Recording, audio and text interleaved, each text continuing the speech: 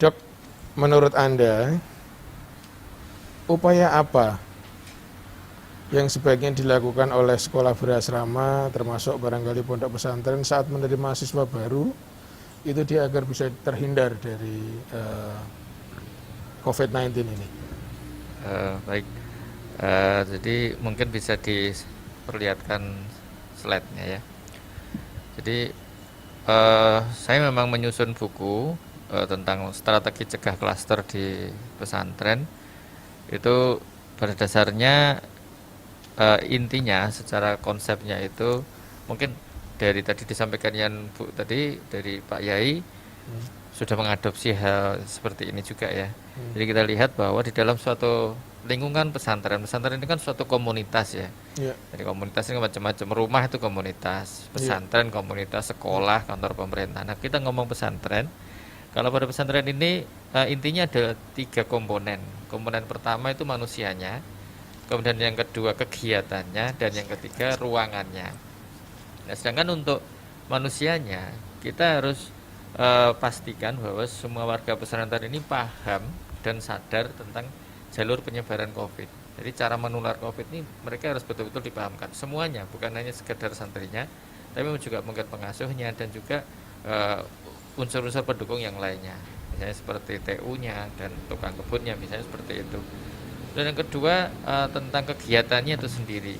Jadi kita upayakan supaya kegiatan semua yang ada di pesantren ini harus benar-benar berbasis pencegahan terhadap jalur penyebaran COVID. Jadi semua kegiatan yang ada di pesantren harus benar-benar diupayakan supaya tidak menularkan COVID. Dan yang ketiga infrastrukturnya, ruangannya. Jadi ruangan ini sangat berperan sekali di dalam suatu penularan COVID. Nah, di ruangan pesantren ini kita harapkan apakah sudah cukup layak untuk menghambat.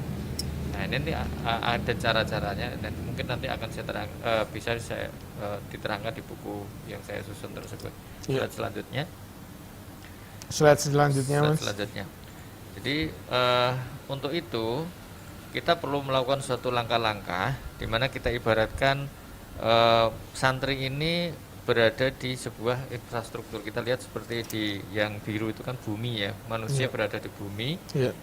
Gimana supaya manusianya ini bisa berkarakter anti COVID. Jadi punya karakter yang kuat supaya dia bisa mencegah COVID gitu.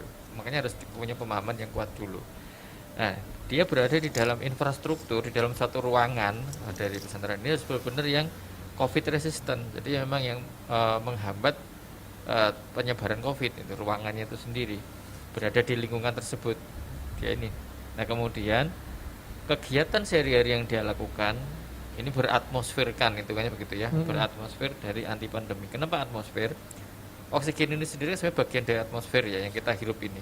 Nah ini gimana supaya bisa selalu bersuasana pencegahan COVID dari lapisannya apa namanya berlapis ya, dari Ya. lapisan pencegahan, monitoring dan penanganan.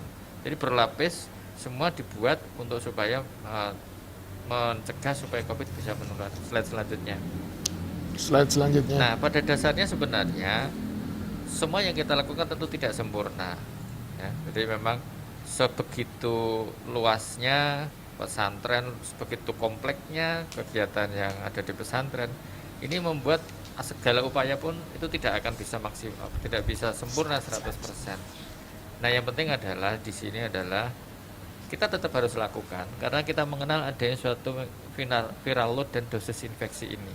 Nah ini apa maksudnya viral load? Jadi ini berapa banyak tabungan virus Pak Yai yang ada di dalam badan kita.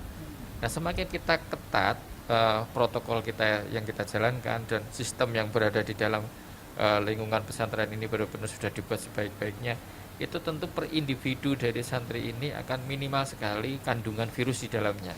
Kenapa harus diminimalkan? Karena nanti kalau dia terlalu besar, pada saat nanti dosis infeksinya tercapai, jadi dosis infeksi ini jumlah virus yang akhirnya bisa membuat dia jadi sakit, Pak Yai. Kan setiap orang yang kemasukan virus belum tentu dia sakit. Tetapi kalau dia akhirnya eh, jumlahnya tertentu sudah tercapai, akhirnya dia ibaratnya palu sudah terbentuk, akhirnya memukul celengannya tadi, Pak Yai, akhirnya jadilah dia sakit. Nah, semakin dia tabungannya banyak, Pak Yai, nah, nanti dia sakitnya akan makin parah. Nah, inilah yang kita lakukan. Terus apa? Ya kita buat supaya yang penting viralnya bisa rendah dan dosis infeksinya tidak tercapai gitu.